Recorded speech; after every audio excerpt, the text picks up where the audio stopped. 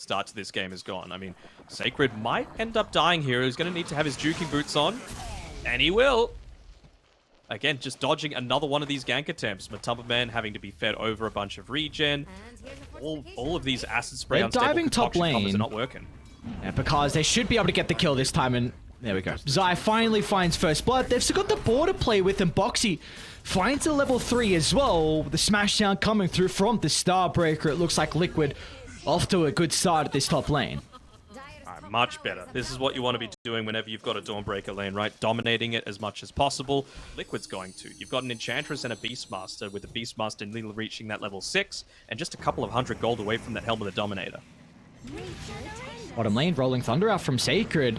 TP's going to come through as well from the Nature's Prophet. Matu, he's trying to juke and jibe, but Sacred will finally get that first stun, but the rotation has come out. Liquid, they will trade at least a 1-for-1. Not worth it in the end, though, for Liquid. You really want to keep Matu alive to find that, make that pit easy to find. And just, if you get an early Roche, then you group up and Thunder might lack damage, and then it could just enable you to find tier 2 towers. I still feel like they're a little bit less... top lane. He's going to be in trouble. Mickey's going to lead him with the haste. He's close to a tier 2 tower, so instantly rotations are coming out. But they'll get the kill before Thunder are able to protect the Night Stalker. Matthew, along with some of the other supports from Thunder, moving to top. Sacred's going to be playing around with the Rolling Thunder, but they'll just target down Insania at the moment. Instead, Liquid, they're going to bring Boxy as well to continue on with the team fight. It's again the sustain proving to be an issue as Thunder. They'll finally kill off the Enchantress, but it does come at the cost of Panda's life as well. To me, that opens up... The sieging Beastmaster, so this smoke from Thunder will not be able to wrap all the way around to catch out the offlaner. As soon as it wears off as well, you've got this Hawk to the top side of the tower, so they know He's everything going to about jump on this opportunity. Going to be cautious about the silence. Dark Ascension. They're going to look to enter the fight on the Night Stalker. Sacred with a charge up of the Rolling Thunder as well. They've got the first one. They stole the coil. Matthew on this Rubik. Going to hold them into place, but Liquid, they want to show up to take the team fight. They need to get themselves ready for the second round, but instead they'll turn to Matumba Man instead on the higher ground. But can they kill off the Alchemist? The Solar Guardian buying some valuable time for Matumba Man to heal back up. They'll turn to Bakaz. The free pathing for the Night Stalker won't be able to fly himself to safety. But Liquid, they find a triple on Mickey. They set themselves steady after the... Oh, hang on. Mickey, he's moved back in. They went to claim the outpost, and Liquid, they were just too disjointed to protect the Puck's life. That was without the crippling fear as well. Unfortunately for Bakaz, I just feel he made that rotation go, though. You've got a Beastmaster Roar. Matumba going to try and jump Matthew. They're going to be able to fight Dawnbreaker instead. Boxy's in a little bit of trouble. Who attempt to TP up, but they've got the telekinesis to cancel. Meanwhile, the left side as well, Bakaz along with Sacred trying to charge down Zai. They haven't secured the kill just yet. With the Roar, they can turn it back around as Matu moves on in, gets the kill into the Night Stalker. They'll bring down Sacred as well. They've got to be cautious, Thunder. You can't stick around as Matumba Man's hunting. Pandamu can try and turn around, reposition, gets lucky with the multicast as well, but a 4-star forward, they will not get in range for the concoction. But Mickey, he's nearby, TP's back in, they'll snap the coil instantly on Pandamu, but they're more than happy to go for the dive. They know multiple members are down from Thunder, there will be no rebuttal for that attempt. They even had a few of those skellies to be able to tank up that first little bit of the tower. No glyph right now. Like, Bakaz feels like this top area might be the only place that he's able to do so, but look at the rotation coming through from Liquid. It's close to the tier 3. Team to catch up. Sacred's ready to react as well. That's an incredible Rolling Thunder, but look at the reactions. Liquid still a defensive telekinesis. They stole the roll, but Bakaz is still in trouble. He'll fly out to safety. Mickey just brute forces up the hierarchy, but Matu's in for the cleanup. Gets the first, charging forward into Alone as well. It just sprouted himself inside the meat grinder. You're trapped in here with me. Goodbye. I think that AC is a big benefit. Well, maybe the double damage rune can actually help out with some of their issues. Grouping up like they want to take a fight.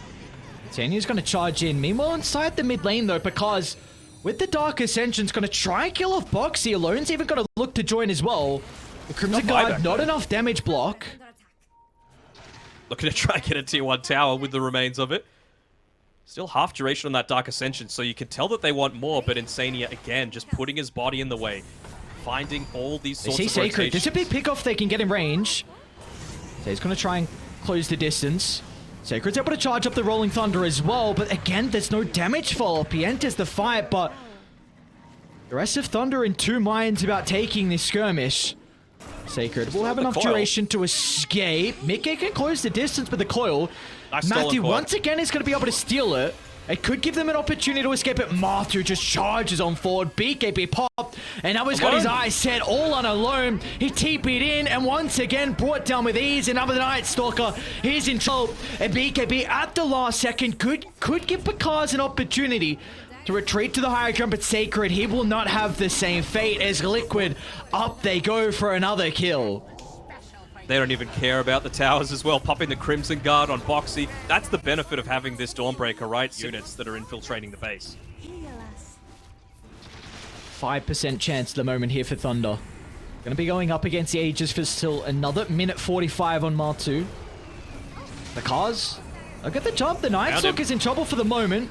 A Fire Blast gonna be able to hold back Martu, but the Rolling Thunder as well, but still they killed off the Night Stalker with all the damage coming through from Zai Summons and Insania. They need to respect the Enchantress, and they're not doing so far. But the coil will hold them together as Liquid continue to move on forward, getting kill after kill. Doing their best to try and bait them in. Dark Ascension's available. He really would want that level 20 if possible. Sacred? Extra damage potential. Well, they get one. Matu's got a minute left on that Aegis, so he's not the main target. It's all about finding the backlines, but ends up walking on into a creep wave, and they are lacking in damage still. They might be forced to go onto Matu just to get something. Just thinking about TPing into the middle of the fight, because he's finally able to catch up to the backline, but Zai's going to look to BKB TP out. You left Matu respawning here without his boys. Matu, I mean, they got the he doesn't have a TP Guardian as well. They could rejoin with the Solar Guardian. BKB is going to soon expire. Because he's going to look to go for Mickey instead. A Solar Guardian will land him with the slam down stun because he's trying to escape to the higher ground. Eats the creep. He's back to a decent amount of health to play with. They're doing a really good job to kite the Chemical Rage. Matu stuck inside the Sprout. It's going to move towards the left. Again, the Sprout just holding Matu back in place. But as soon as they break the trees, and look at this, the buyback's coming out. Liquid, they need to get more kills. They need to get alone, but he will escape. A TP out in the middle of it all as Mickey will finally be able to catch out at least one member of Thunder. And that's going to be the sacrifice of the Rubik. Oh, it's a big cost just to break even in that engagement. And who has buyback? Yeah, left. Yeah, only Alone has it. Have that fighting capability before you've lost too much of your map. Again, you're against an Alchemist. You don't want to go late. Dude, they Solar Greater Tree on not using it against themselves. Oh, Megas, and they're just going to go for the Jugular.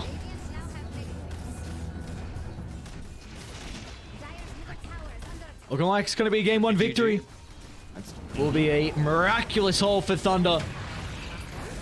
Sacred will make the attempts. There's no follow-up, and in fact, Zai is just going to hold him in place so Matu can get the damage ramping up. Sacred down and out of the count.